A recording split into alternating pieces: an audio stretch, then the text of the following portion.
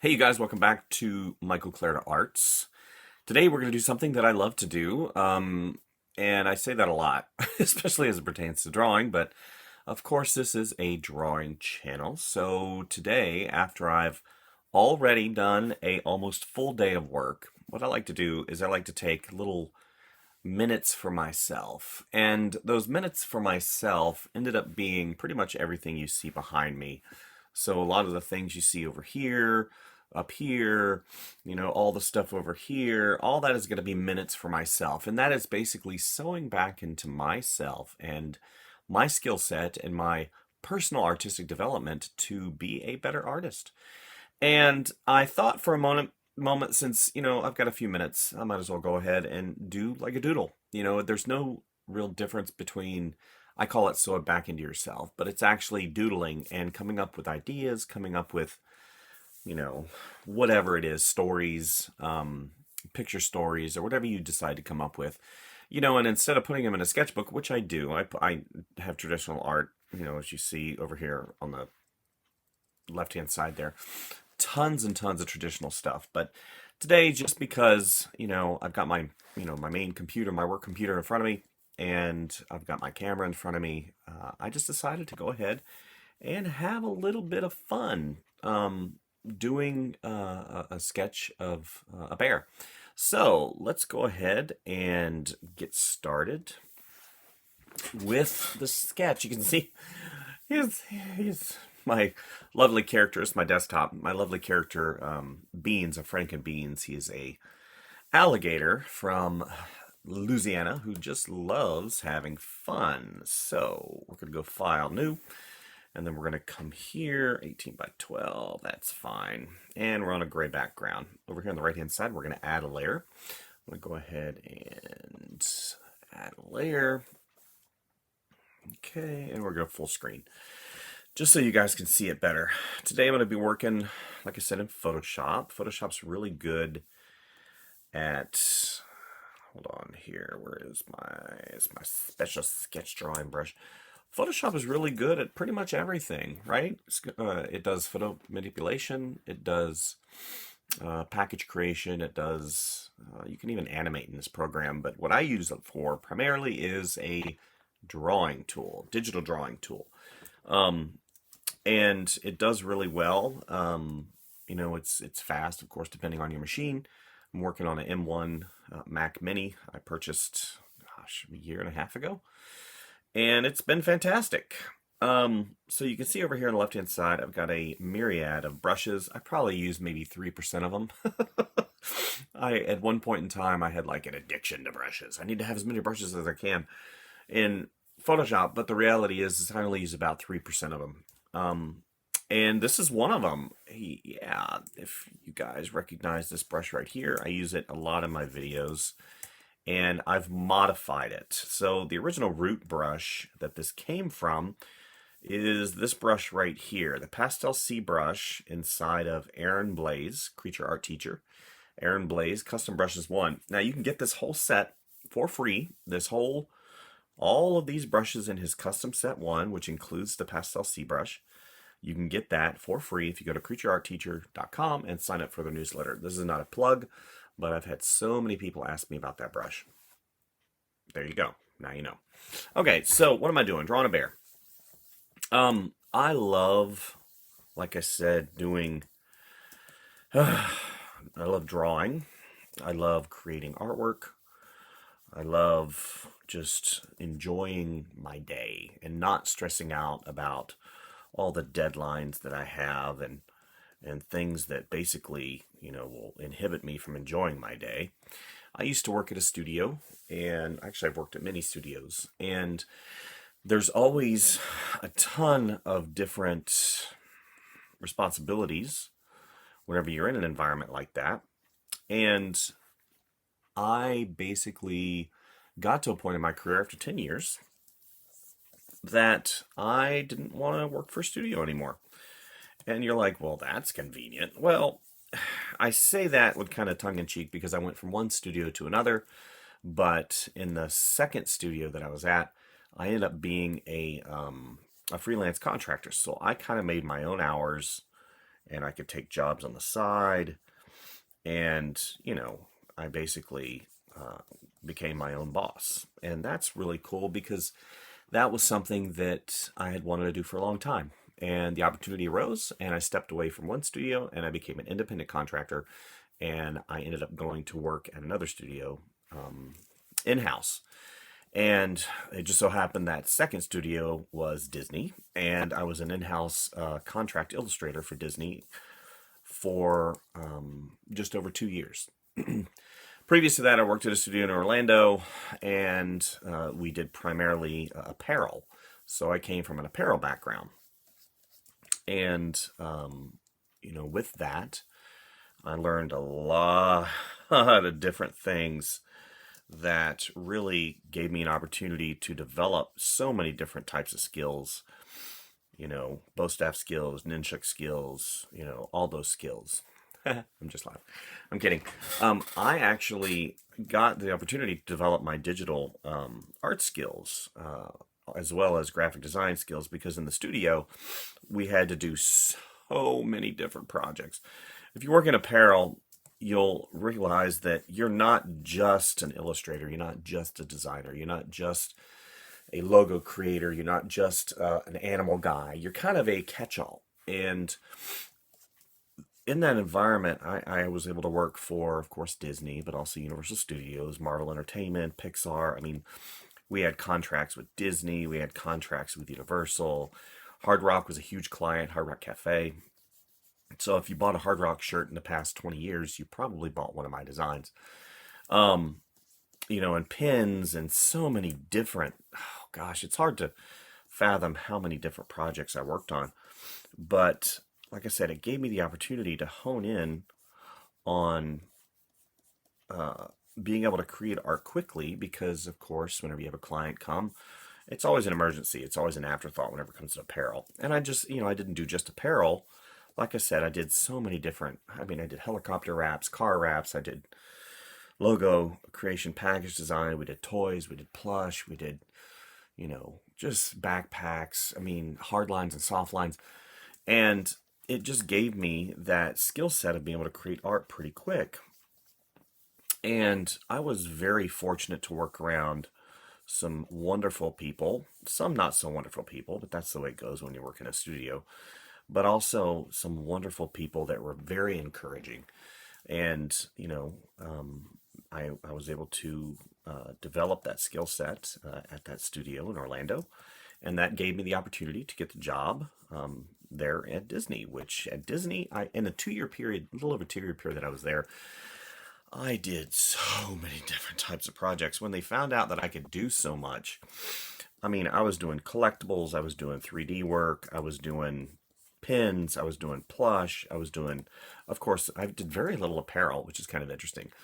When I was there, I did do apparel, I did stuff for Tron, and then I did package art, and it really gave me an opportunity to see the other side of the professional equation because, whenever you're a big fish in a small pond, you kind of think of yourself different. And that's the way I was with, at the studio that I was at in Orlando.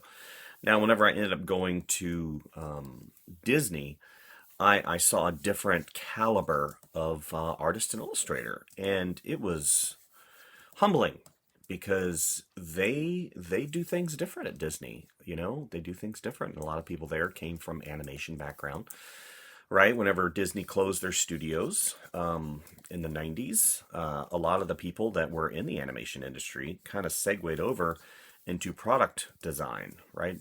Disney consumer products, because they could, do character art and you can train somebody to create a package. It takes a little bit longer to train them in how to do characters. So they segued over to doing the character art, and then a lot of them ended up, being artists with design. Back then it was called Disney Design Group, and then consumer products came in probably around 2016 and purchased the design group, and then they kind of merged everything together. And that's when they came in and said, well, we're not going to have the freelance program anymore, or at least we're going to go ahead and cinch up along a lot of the freelance projects. And that's whenever I ended up transitioning from the Disney era over to the Universal era. And I've been working with Universal Studios and Warner Brothers ever since. I've been doing toys. I've done many, many, many projects for Harry Potter, as well as Transformers, Nintendo. Gosh, it's hard to believe, in the years that I've been working on my own, how many different characters, properties that I've worked on for Universal Studios. And it has been a fantastic delight. And that particular company that I work for, it's changed a little bit over the years here and there, but primarily it is a toy company. And I basically, design toys now. So that's, something that I really, really enjoy. And it's taught me a lot. It's taught me a lot about myself and how me as a traditional artist have had to add skill sets and different types of artistic ways of doing things, because whenever you have a client come to you and they need a 3D sculpt, and then they need that 3D sculpt to be prepped for printing, prototyping, and then you have to paint it, and then you have to create the package for it. Being able to do a lot is something that it's not a pride thing. It is a constant challenge for me to be, better. And it's been hard. I mean, sometimes I'll look at what I've done and I'm like, gosh, I can't believe I did that. And then I look at what I need to do and I'm like, I don't know how to do that. So it has literally been, this whole year, probably 4 years, ever since we had the, COVID come, and I've had to change things and I've had to, modify things. And I got to be honest with you, it's been a real struggle in being a freelancer, in this time. I had clients that kind of drop off the face of the planet, and it's just been a challenge, but it has been rewarding. I definitely can say that I am not the same artist that I was whenever I worked at the studio, in Orlando. So what am I doing right now? I am just sketching. I'm actually one of my favorite artists, who used to be, I believe, a Disney artist, David Coleman. He's created books. I think he's an Academy, he might be an Emmy or Academy Award winner. He's a storyboard artist. He's worked with Steven Spielberg. And he definitely is somebody that I aspire to emulate. And he created a wonderful series for creatureartteacher.com.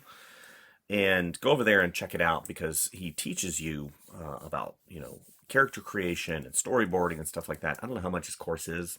I think I got it when it was on sale, and I think I paid like $20 for it. But there's hours upon hours upon hours of teaching, and he's just so good at it. I always encourage you, if you're struggling in your art creation or your style creation, branch out a little bit, try something new. And, David Coleman is one of those guys that really, he's just so good at what he does, and he's an industry professional. He's been doing it for a long time. So he has a lot of tidbits and tricks and a lot of things, little nuggets of gold that he talks about whenever he teaches. And I definitely encourage you to, check him out, creatureartteacher.com. Again, there's that Creature Art Teacher. I'm not affiliated with them at all, just so you understand. I'm not trying to push them and push you away from me. But there's a lot of good stuff going on over there, and I highly recommend, checking it out. So, what am I doing? I'm basically basing this sketch off of one of his sketches, and I'm going to show that to you in just a minute and show you how I'm changing things somewhat to really kind of make mine, even though I look at his particular drawing and I love it, and I definitely want to emulate it, but I don't want to copy it. And that's very important to understand and know. You don't want to copy somebody else's work. I have a video up here that I just posted, and it has to do with logo creation. And the logo that I created was for a company that specializes in picking up your garbage. It was called Garbage Bandits. And I showed a person's artwork as a reference. Now, I didn't use the characterization. I didn't use the color palette. I didn't use any of the elements or the pose or anything, or even the animal. And what I tried to reference was the style. And that's one of the things you as an artist has to look at.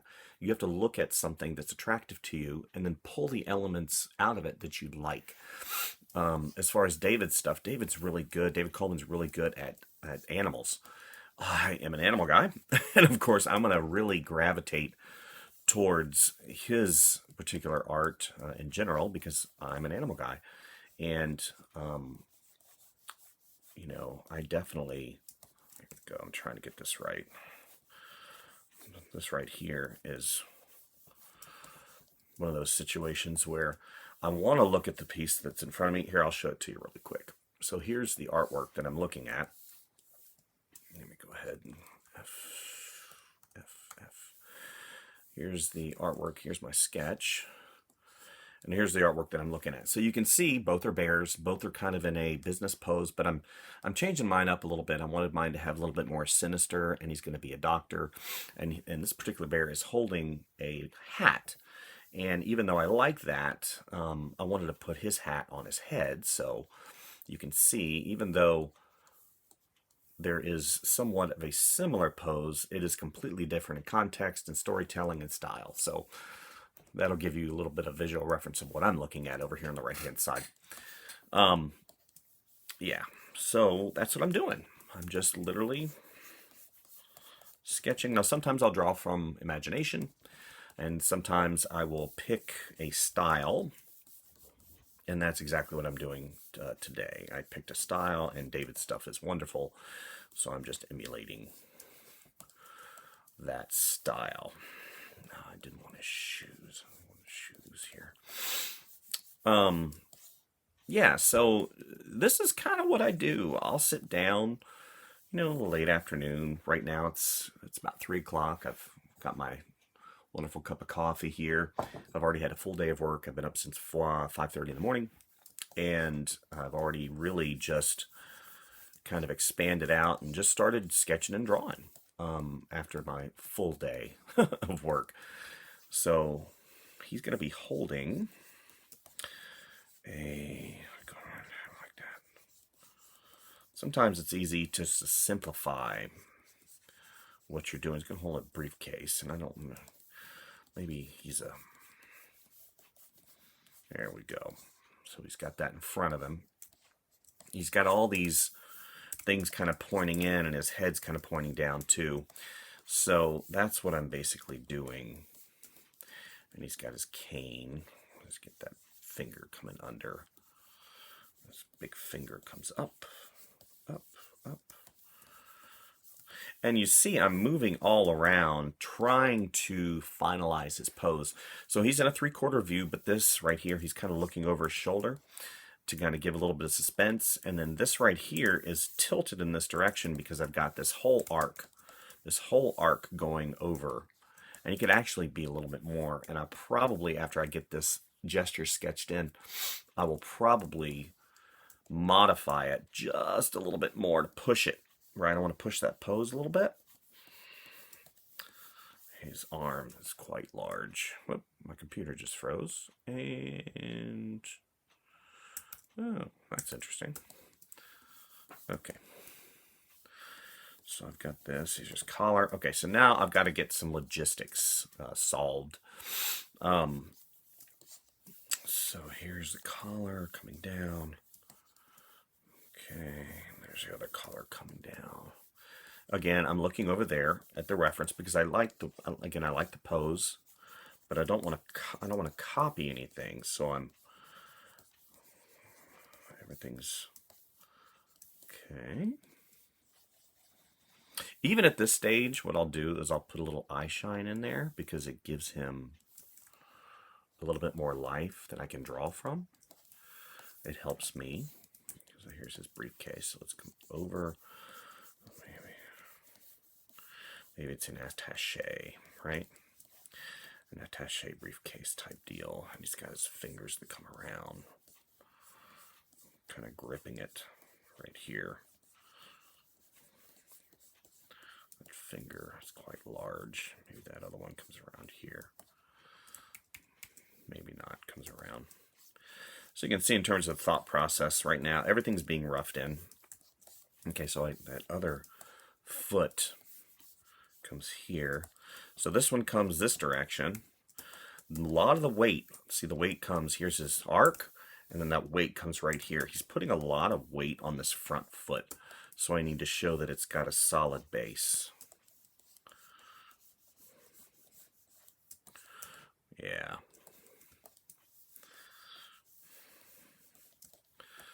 But yeah, definitely start branching out a little bit, especially if you're, you know, I remember when I was teaching students at the college, and a lot of people were infatuated and interested in manga. And I thought, you know, not manga, anime. Because manga, I believe, is manga. There's anime and manga. One is the comic book, one is the anime. Anime is the animation. Animation, duh, anime. Manga. So they were interested in manga, and I was like, that's all they kept showing me. They're like, what do you think about this, Mr. Mike? What do you think about this? And I'm like, well, I said, I think manga's cool. There's, you know, obviously some things in there that I don't gravitate towards, such as scantily clad, large, you know, we're just leaving it at that. And interesting themes, you know, I'm not going to gravitate towards those things because I don't really have an interest in them. I think, you know, as far as understanding and how that particular facet of art is created, there are some really cool dynamic things in there, from, you know, storytelling to character design. And, but the thing is that's all they were showing me. And they were showing it to me all the time. I'm going to make this. Okay, so the cane is, I'm going to, as I draw, thoughts come in my head. So the cane, it's not really doing it for me. So let's go ahead, make this a little more of a style choice.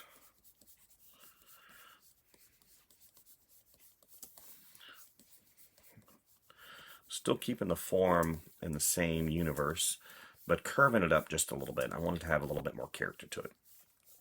Anyway, what I was saying is they kept showing me the same thing. And I mean, same thing subject-wise. And I said, well, one of the things you can do is go ahead and kind of expand your horizon. Expand the horizon, meaning you can stay within the world of manga, but skew it a little bit. Maybe instead of the people, you do characters. Maybe instead of the people, you do vegetables or animals, or not characters, animals, or you do some other abstract, right? Some abstract thing. And I tried to push him a little bit, but I'll tell you what, once the manga gets a hold of somebody, it was very hard to get it out of them. And I'm not trying to get it out of them. I'm trying to expand their horizons. You know, so I was able to help a few people out, but at the end of the day, like I said, it's very hard to get that particular art style, especially if somebody's really fed on it for years and years.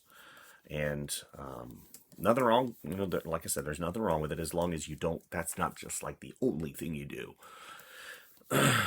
You know, I do such a eclectic myriad of different things and different characters that I'll typically, whenever I go back and I'll do something for myself, you know, I wanna do something different, right? Maybe I'll do robots, maybe I'll do animals, maybe I'll do flowers, maybe I'll do a combination of those things. Maybe I'll get technical. Maybe I'll sit down and design a pair of shoes. And those things are what have led me to have done so many different things in my career. They're like, oh, you've done toy design, yeah. Oh, you know, you've done t-shirt design, yeah. Oh, you've done package design, yeah. Oh, you've done motion graphics, yeah. Oh, you've done this and that. And literally, when a company sees that, then they see that you have an ability to adapt. And that adaptability has led me in my career to do so many different projects, working with so many different clients. Oh, you can do storyboarding. Yeah. And traditional painting, I've gotten commissions, right? Commissions.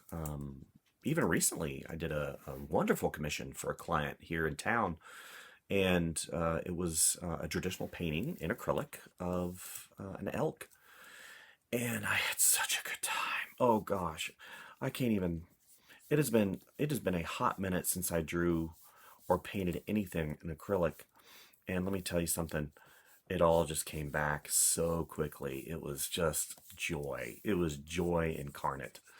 It was hard to describe how much fun I had doing that painting, and ultimately I'm going to end up starting to do more of those, which I love. And it is just, you know, loving what you do is is something.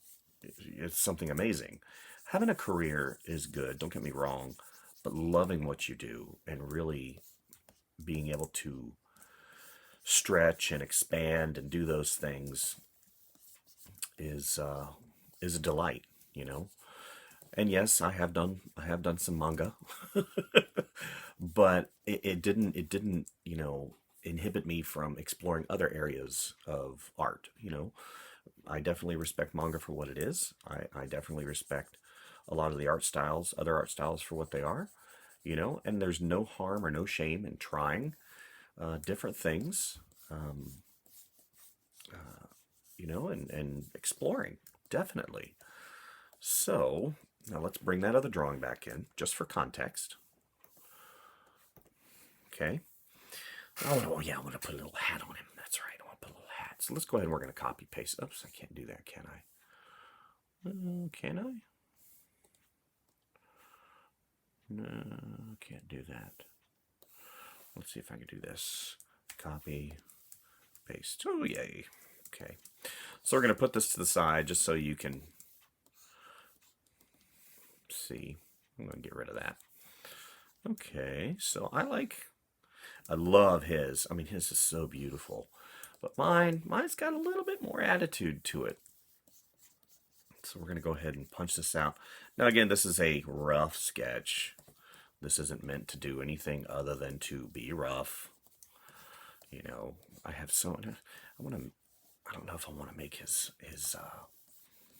shirt attaché case, a little shine. And I kind of drew his toes, right? But not really. Let's draw these out a little bit more. For those of you that follow me, know that I do a lot of reviews, right? Reviews of technology. And I love doing reviews. And I get asked to do weird stuff, right? Weird stuff. And you're like, well, what's weird? Well, like vape stuff. I'm not really, I don't vape and I don't smoke, so it doesn't really apply to the channel. Oh,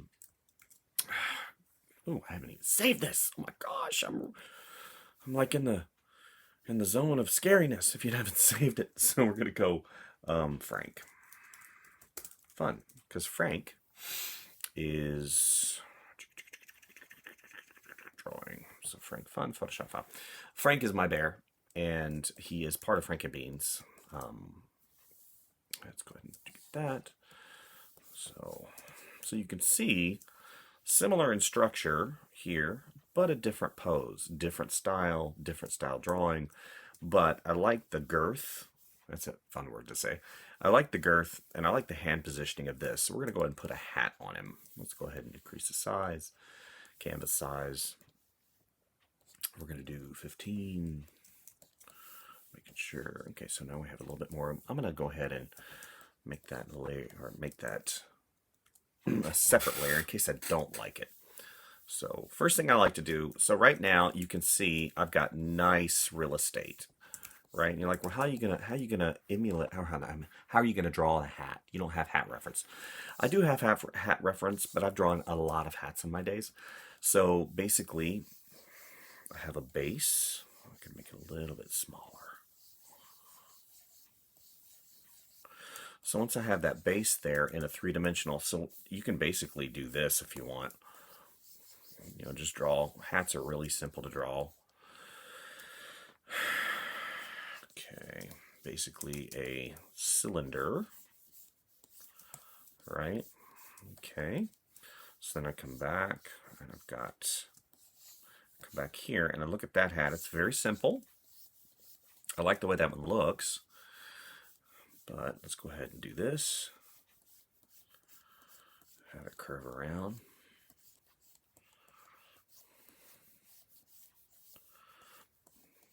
Okay, comes around.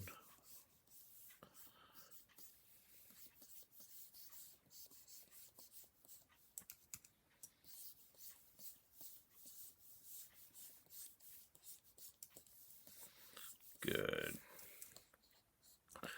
And I'll go ahead and shade this in somewhat, make that a little bit larger. Anyway, reviewing tech, and I enjoy reviewing tech, but at the end of the day, the tech has to apply to the drawing process or the artistic studio process. Environment, excuse me, not process. So like I've reviewed tables, I've reviewed lights, I've reviewed peripheral items as it applies to computers. And I enjoy doing reviews, but really my bread and butter is this right here. I am literally in my element when I'm drawing. So with, without, I don't know. I like that. It gives a different feeling to it. You know what? I'm going to leave it for now. So what I'm going to do now, you see my textured brush. I love my textured brush. I've modified the Pastel C to be a little bit less textured and heavy than the original, and I've changed the pressure curve on it. So you can say that I've created a new brush from his brush, but his brush is very good. Aaron Blaze's Pastel C brush is very good. I highly recommend it if you have the opportunity to grab one. Which, it's free, so it shouldn't be too hard, right?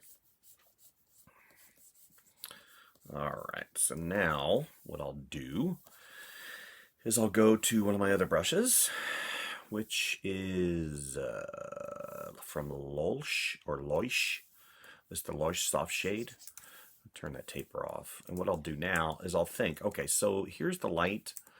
I'm going to go ahead and just start. Now, this is on a separate layer, so I can turn that off anytime I want to. But I'm going to go ahead and we're going to break down the flow a little bit, and we're on pressure at 90%. So now I can get just a really light tone value. Okay. Shadow going down. One of the things that I have struggled with as an illustrator and artist is the concept of light. Light and how it affects mood. And you can say, wait a minute, you've been doing this a while. Yeah, but I still don't have it.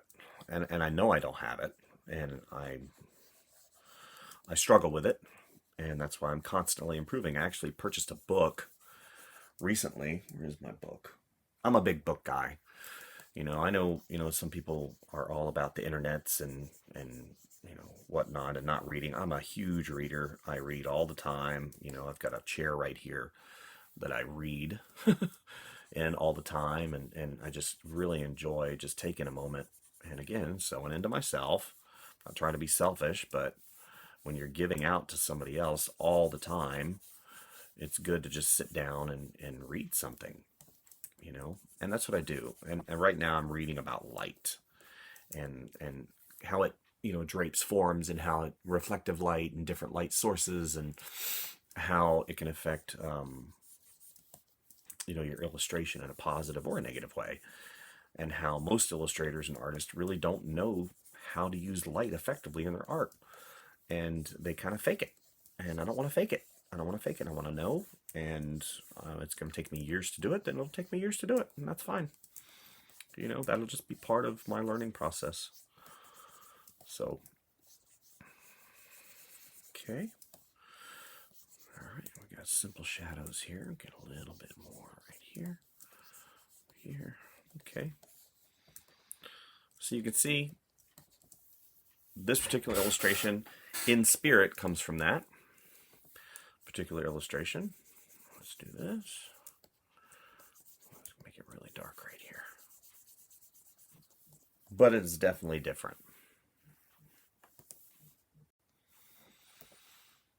Sorry about that. My elderly father, who is in his 80s, like 88 years old, and I hadn't heard from him in a couple days, and his twin brother, I had to call his twin brother, because, you know, whenever you're that old and you live by yourself, that's my dad lives by himself, because he's independent like that.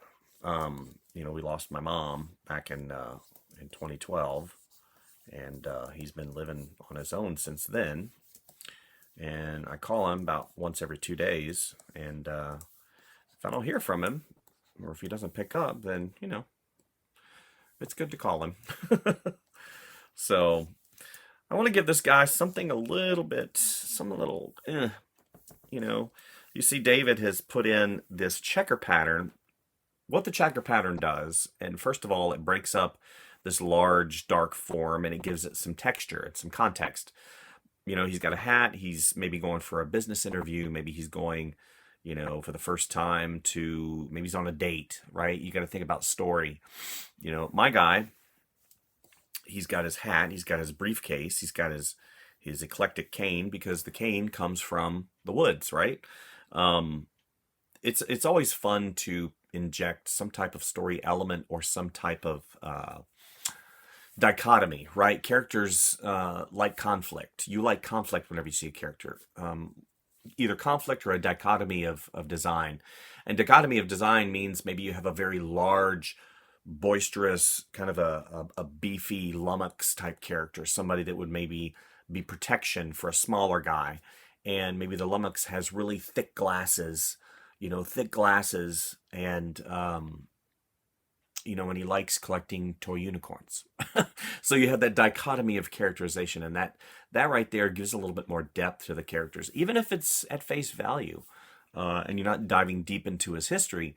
It again gives you a little bit more to latch onto, and it humanizes what you're looking at, especially if it's this. And David's done a really good job of injecting that human quotient or that human characterization to this particular character by just putting a checkerboard, right? If it was all dark one color, then it would be a little bit more sharp and professional, where this has kind of a, you know, maybe he came from a circus background. So what I'm going to do for you guys as I transgress through the process, you know, I don't want to copy what he's done, even though I've got, you know, a very similar pose, but it is different, very similar action in terms of, you know, the line work and stuff. I do want to make mine unique. So how am I going to do that? Maybe, I don't know. You know, I'm going through this. I'm like, I don't want to do a checkered. You can do spots. So this is on a separate layer. You know, maybe he's a salesman of some sorts. He's got spots all over his. These are just, this is called experimentation. As I progress through, I experiment. I try things. You know, maybe these are dark spots.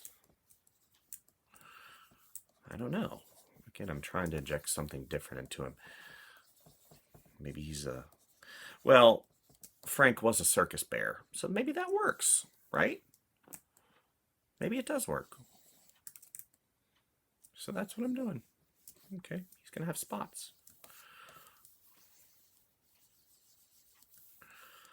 Okay. Oops, can't do one there. He'll just have his coat. His whole suit won't be spotted. It'll just be his coat. Because Frank was an ex-circus bear from Russia. Right? And this is conspicuous. It's not inconspicuous because it's got circus spots on it, right? So, yeah. So this is basically me having fun. You guys get to watch me have some fun today, right? Okay, let's go back to the texture brush. Where are you? Texture, there you go. So let's turn taper on. So now, Just some of the little things that, you know, I need to do. I call it the proverbial housekeeping. So, like his jacket needs to be shored up a little bit. I need to have a seam, right? Come right here. Gotta watch those tangents though. Yeah. So, similar but different, right? So I do like the hat though. Yeah, the hat works. Okay.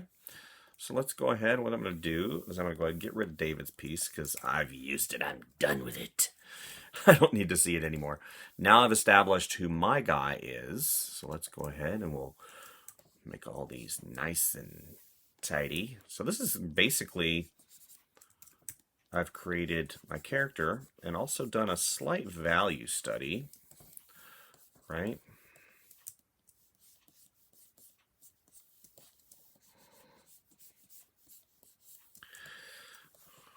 So this is fun. We're just having fun. So what I'm going to do is I'll copy this. I'll put this over here. Okay. We're going to go ahead and push the transparency back on that. And now what we're going to do is we're going to do a final line. Now, I love this of how life and lively it is. But whenever I go to final, I need to go ahead and just, you know, shore it up a little bit. So I'm going to put you guys on time lapse, and you're going to watch the process of me finalizing the line. Is it going to be rough? Yeah. But it's going to be very similar in style to this. So you can see I went in and really finalized the line, but you can see a lot of the texture in here that is still there. And what is this video? I mean, I've been working on it for what, 30 minutes, 25 minutes, and I spent part of that talking to my dad. Literally, this is just fun. It's just a sketch, you know, no stress at all. Just having some fun. So let's go to time lapse, and we'll come back and do a final wrap up. I might put some color in there. We'll see, because what's a polka dotted jacket without color, right? So let's go ahead and get you guys on time lapse.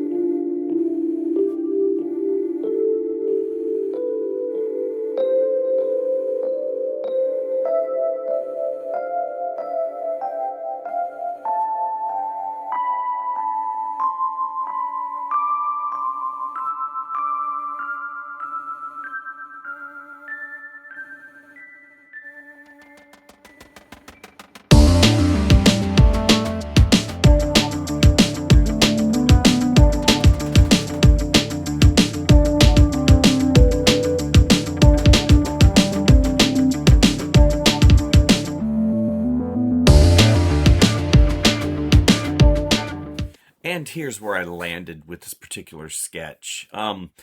So, as you saw, I decided to add color, right? And this sketch took me probably maybe an hour and a half. Whenever I went to time lapse, I was probably at about 35 minutes. And then I decided to go ahead and add some color. And, you know, color takes a hot minute depending on your process. And my process changes quite a bit as I progress through the drawing. And, sometimes I'll use brushes, sometimes I'll render it, sometimes I'll do a painterly look, but I like this texture children's book character kind of a look. So that's why I keep things, first of all, I keep things in layers. Over here on the right hand side, you can see I've got a myriad of different layers with clipping masks, and I like to keep things workable. And then what I'll do, just because I want to push and pull some of those values, I'll go ahead and flatten the image, and I'll have it as one piece or one layer, and then I'll come back in and I'll select that layer, and I'll come over here to the dodge and burn. And what I can do is I can darken certain areas and make things kind of like a final tweak. Even though I do have light sources in here, I just do a final tweak for me. And also, I'll put some effects in here. This process really lends itself to my style and, how I go in and really keep things texturized and kind of that simplified, children's look. Like you take a crayon and you'll go in and you'll start coloring. And that's ultimately, I'm trying to emulate whenever I used to use colored pencils. And that's exactly what this is. It's kind of like a colored pencil / marker piece, but it's done digitally. And as you zoom in, you can see the pixel resolution is pretty decent. And I like to keep that black line in there. So now you get kind of an understanding of, at the end of the day or in the middle of the day or, whenever you're just sitting down in the morning, you can basically come out with something really fun and cool, and it doesn't have to inhibit your workflow. It can be part of your workflow, right? You sit down, you sketch stuff in your sketchbook. If you look behind me over here on the left or your left hand side, you can see my drawing desk. And what I'll do is all these traditional and digital and stuff like that I hang up in my office. That is what I do to help better myself as an artist. Every single morning or every other morning or whenever I have time, and sometimes it's not whether or not I feel like it.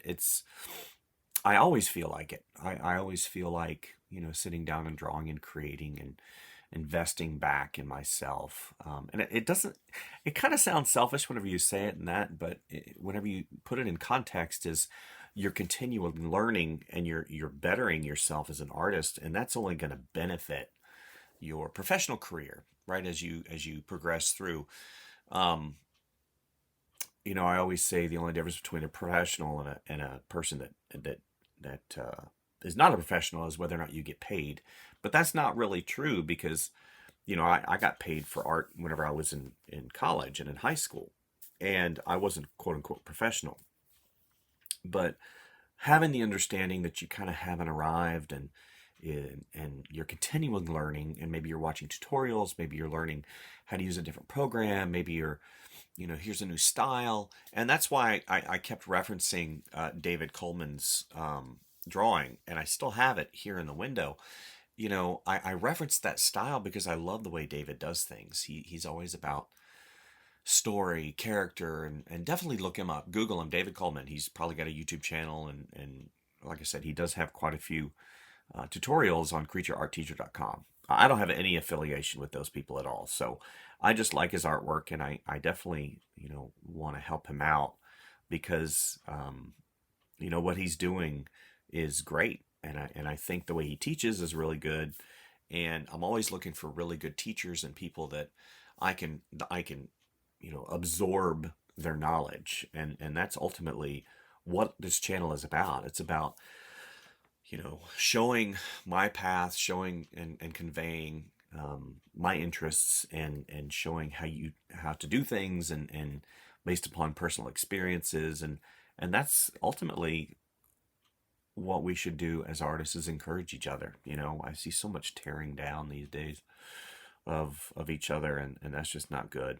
You know, you're only here for a short amount of time and you know some people longer than others and definitely it'll benefit you to be positive and help each other out. So anyway, thank you for watching. Hopefully this doodle this doodle time didn't bore you too much.